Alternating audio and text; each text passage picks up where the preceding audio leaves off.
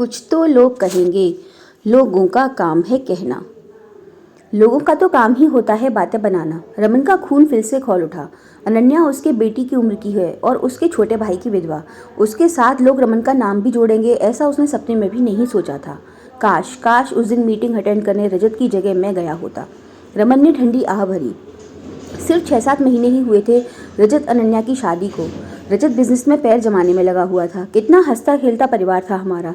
पापा ने रजत की शादी के बाद अपना सारा कारोबार हम दोनों भाइयों को सौंप दिया था और रजत भी मेरा कितना आदर करता था। हम दोनों की उम्र में काफ़ी अंतर था, इसीलिए तो वो मुझे छोटे पापा भी बोल देता था कभी कभी। उसका अचानक चले जाना हमारे घर की खुशियाँ और सुकून भी अपने संग ले गया। सबसे पहले मैं ही संभला। मुझे पूरे परिवार को संभालना था। पापा को फिर से ऑफिस लाना शुरू किया और अनन्या को भी कुछ महीनों बाद ज़बरदस्ती ऑफिस का काम सिखाने लगा। बहुत होशियार है अनन्या। पहले तो बेमन से काम करना शुरू किया, फिर जब मैंने रजत का प्रोजेक्ट शुरू दिया उसे, तो वो तन मन से उस प्रोजेक्ट पर काम करने में लग गई। रजत के अधूरे सपने को पूरा करना उसके गम पर भारी पड़ा। पिछले साल अनन्या की मम्मी पापा घर आए और उसकी दूसरी शादी का मुद्दा उठाया। हमें भला क्या आपत्ति होती, इतना लंबा जीवन एकाकी तो वैसे भी नहीं जिया जा सकता। पर मैं अनन्या के लिए बहुत देख परख कर ही लड़का चुनना चाहता था। जब 2-3 रिश्तों में मैंने लगातार कमी निकाल दी तो सोसाइटी में चर्चा शुरू हो गई। कुछ गंदी सोच वाले लोगों ने मेरा नाम अनन्या के साथ जोड़ना शुरू कर दिया। मुझे वैसे ऐसे लोगों से फ़र्क नहीं पड़ता था, पर अनन्या लड़की थी, उसकी लोगों के प्रति जवाबदेही थी। लोग उसे परेशान करने लगे। फिर एक दिन तो हद ही हो गई। माँ ने नाश्ते के समय ऐसा तमाशा खड़ा किया कि मेरे तो शरीर को लगवा ही मार गया। रमन, क्यों नहीं होने दे रहा तू अनन्या की शादी? पूरे समाज में हमारी थू-थू हो रही है। अरे पराई हो चुकी है अब वो हमारे लिए।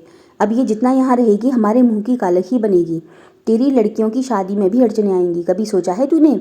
माँ के शब्द रमन के कान में गर्म शीशे की तरह उतर रहे थे। रमन को समझ ही नहीं रहा था कि वो माँ की बात पर क्या जवाब दे। वो कभी अनन्या को देख रहा था तो कभी साक्षी को। तभी साक्षी अनन्या के आड़े आ गई।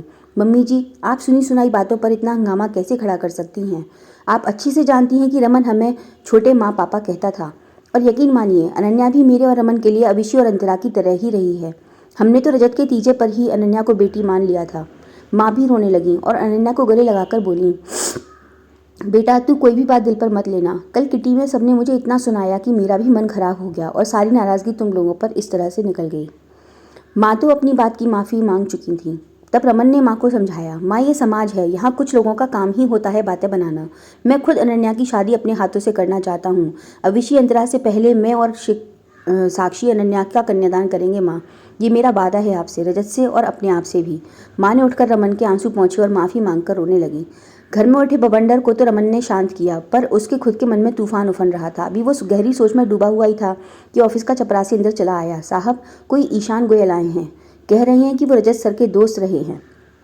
रमन ईशान का नाम सुनते ही खुश हो गया। वो रजत का लंगोटिया यार था ईशान। दौड़कर बाहर आया रमन और कसकर ईशान को सीने में भींच लिया। ऐसा लगा जैसे रजत ही आकर गले लग गया हो। अंदर ले जाकर बातें करना शुरू किया। रजत की मौत के बाद ईशान पहली बार आया था। उसके साथ भी बहुत कुछ हो गया था इन सालों में। तलाक के दंश से गुजर चुका ईशान अपनी कहानी रमन को सुनाए जा रहा था और रमन दिल ही दिल अनन्या और ईशान की जोड़ी मिला रहा था। एक पिता की निगाहों से कोहिनूर कैसे छूट सकता था? उसने मन ही मन ये निर्णय ले लिया था। फिर तो सब होता चला गया। रमन और साक्षी ने 1-2 बार ईशान और अनन्या की मीटिंग कराई। अनन्या की तरफ से हरी झंडी मिलते ही खास लोगों के बीच अनन्या और ईशान ने फेरे लिए।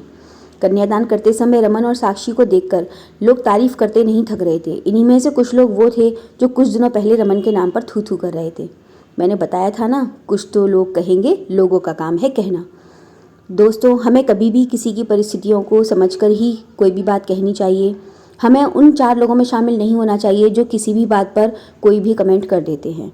हमें नहीं पता होता है कि लोग किस दौर से गुजर रहे हैं। अगर रचना पसंद आई हो तो लाइक, शेयर एंड सब्सक्राइब। ननद भाभी का पिटारा। Thank you.